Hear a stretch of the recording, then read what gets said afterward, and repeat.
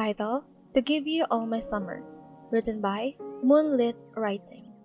Thoma stands at the foot of the cedar tree, eyes blown wide open at how much it has changed. He doesn't recall this tree being the biggest in the neighborhood, but he's been away for almost a decade now. It only makes sense that it has grown so tall and its thick branches have stretched so far and wide. The tree has changed. Mondstadt too. The same goes for you. You came at a good time of the year, you see as you walk up to him. It was true.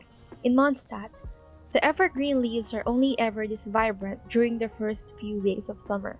It might just be why his childhood memories of this time of the year were the most vivid to him, always coming back to him in those oversaturated flashes of pure unadulterated happiness. Summers in Inazuma were relentless waves of humidity and hot air.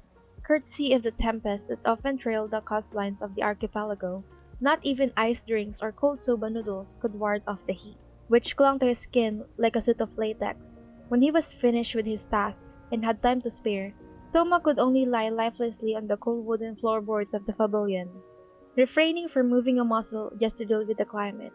However, that wasn't to say Thoma hated Inazuma's summer. The season also brought with it a myriad of festivals and celebrations. Colorful lanterns, banners, flags, and other decor adorned the city streets every other week, and Lady Ayaka always insisted that he take the evening off whenever a parade float was taking place in Rito, or the puppet show came back for its yearly rerun. It was only then that Thoma forewent his usual uniform and roamed the street in his yukata, greeting snack vendors and also getting cheered away when he, out of a force of habit, offered to help man the stalls. "You ought to take a break," they'd say. But summers in Mondstadt rang different altogether, and he knows that the nostalgia it brings cannot be divorced from, well, his time with you. Mondstadtian summers were marked by crystal fly catching as the sun set. They were easier to catch at dusk when the trees casted large, dark shadows against the diminishing golden rays. While you took it upon yourself to chase them away, Thoma assumed the corresponding task of sprinting back and forth with a huge mason jar in hand, determined to catch at least 3 each night. Your mother once said that you shouldn't shake the glass jar with the insect inside, but when the adults weren't looking, Thoma did so anyway, just so you could marvel at the elemental dust that sprinkled from its wing.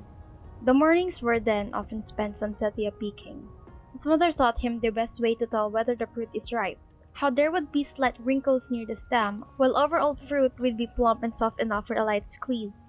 But they would almost always be ripe at this time of the year anyway. Even now, Thoma can still recall the first bite of summer. A tangy zap followed immediately by a sweetness that leaves his spine tingling. The juice often dribbled down the corner of his mouth as he savored the taste. Though you always laugh at the mess he made, you were never any better. Fingers always sticky as sunsetia juice ran down the length of your arm. Thoma mindlessly rounds the base of the tree, craning his head as he searched through the gaps in the leaves to spot the wooden structure perched on top. Briefly, he can see the moss coating the woods and vines that he doesn't know the name of, coiling around the foundations. It was in this treehouse that Thoma first kissed you that summer before he left. The wood may be rotting, but father says the tree's grown big enough to keep it sturdy, you say, following his gaze. "You wanna head up?" Thoma laughs. "Do we still even fit?" "Surely. This treehouse used to be huge."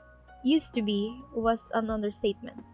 After struggling to climb off the trunk, where Thoma was hit with the devastating realization that the both of you were no longer the nimble-limbed 8-year-olds that did everything together, you both somehow made it inside the cramped space with a little tumble on your end. Thoma could not stand straight without his head hitting the ceiling, so you both opted to sit on the floor. Even with your knees pressed to your chest, the tips of your shoes still touch his. "Oh goodness, it's tiny. I can't believe we used to spend hours in here." Thoma can't help but laugh with you. There's only one window, or opening rather, if you excluded the door. But even that didn't allow any fresh air in when the branches have closed around it like a protective barrier. It's only with the wind that the leaves would sway and occasionally let spurts of sunlight in, mainly touching your face in freckles. Your wide eyes take their time raking in the interior of the treehouse, a place you once called the safest home in the world. As all children did growing up, you and Thoma would play pretend, whether it took place in a prim and proper royal setting, or you imitated the gallant lives of the Knights of Favonius, or even posing as a humble family in Springvale with normal jobs and normal lives. When the two of you were pretending to be residents of Springvale, You often protested when Thoma chose a mundane occupation like fisherman or fruit seller. The only way you'd ever shut up about it was when he'd tell you that those kind of jobs would let him come home to the treehouse early. And why would you need to come home early? Aren't you supposed to be working anyway? But I don't like you being at home alone. Why are you smiling? Your teasing voice gently pulls him out of his stupor. A light blush dusted his cheeks upon realization that he still smiled at your memories together, even when you were right there in front of him. Just feeling nostalgic, he says, paying attention to his surrounding for the first time. This really takes me back. Cobwebs occupied every corner of the tree house while small insects of all kinds scuffled about, clearly displeased by your intrusion. There's still the remains of markers and doodles in pen on the walls. While fungus made itself home in the crevice of the wooden planks, it must be what gave way to the earthly smell, but the scent of decay does little to irk him. After all, it still pretty much feels like home. That, or maybe because you were here too. Discreetly letting his gaze wander to you, Thoma realizes he hasn't had the chance to properly look. Older now, he can't help but think how beautiful you are. When you catch the light, he momentarily spots the faint laugh line pressed into the outer corners of your eyes, and the warm feeling washes over him. He hopes it means that you still smile that toothy grin and still laugh that boisterous laugh even after he left. Then, he's hit with a pang of guilt when he remembers the pile of letters hidden in his desk drawer back at the Kamisato estate, as well as the many, many drafts that he wrote in response and never sent. It wasn't like him at all to do that to you, but Thoma, for all his consideration and kindness, could not bring himself to write back. What would he have said? That he fell overboard and washed onto Inazuma shore only by chance? That he never found his father and was taken in by an elite family? That he spent months gathering his bearings in a foreign country while battling the loneliness of being an outsider? Thoma never felt any shame for what unfolded in his life, never allowed a moment of pity to keep him from moving forward, but it left an ache in his chest to think about putting all that on paper and sending them to you. Every time he was about to finish writing a letter to you, only glossing over what really happened and being as roundabout as humanly as possible, he'd suddenly picture you at the port the day that you saw him off. You didn't shed a single tear in the weeks leading up to his departure, and even on the day he embraced you last. But when the vessel set sail and Thoma turned around to wave you goodbye, your eyes were already puffy and your nose running. Tears kept streaming, and all Thoma wanted to do was dive into the water and swim back to shore just to dry them for you. Picturing you like that, Thoma would stuff the unfinished letter into the drawer only for it to never see the light of day again. So without writing letters, Thoma delivered news that he was alive and well after 8 months of miraculously arriving at Inazuma. All thanks to a traveling merchant from Liyue who happened to be on his way to Mondstadt. Your letter stopped coming after that. I'm sorry. His voice falters in a way it hasn't in a long time. Your eyes shoot up to meet his, shaking as the air turns heavy with just 2 words. From the way you don't say anything, it seems like you know exactly what he's apologizing for. Thoma elaborates regardless. A lot has happened, and that's, well, that's obviously really. I know I didn't write back to you, didn't respond at all actually, but you still. You came to see me in spite of all that, and I know you're hiding it, right? You must be furious with me. Thomas stumbles over his words like never before, that if an acquaintance from Inazuma overheard him now, they wouldn't be able to recognize the resident fixer of the city. In your presence, in your scrutiny, his eloquence flies out of the window and his guilt clogs his airway, like it's this close to suffocating him. He's been holding it in for years.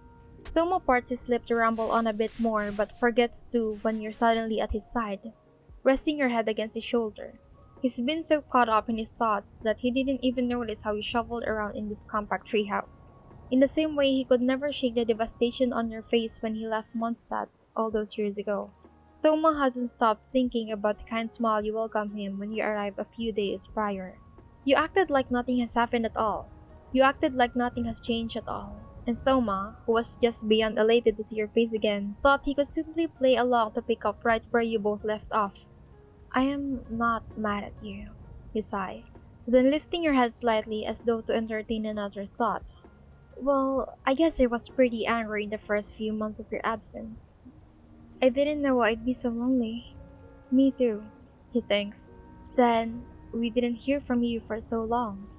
Some of the boys we used to play with, Steven and Raymar if you remember them, made a joke about how you might have died or something. And I got into a lot of trouble when those two kids came home with black eyes. Thomas' chest heaves with a light chuckle.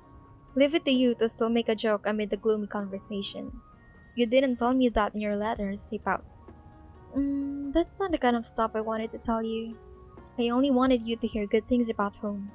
Thoma begins to lean his head on yours, the corner of his lips twitching. Of course, you were thinking the exact same thing as he was. The two of you had always been two peas in a pod, the only difference being that you actually had the courage and the ability to filter your letters and still recount to him the good parts of your week.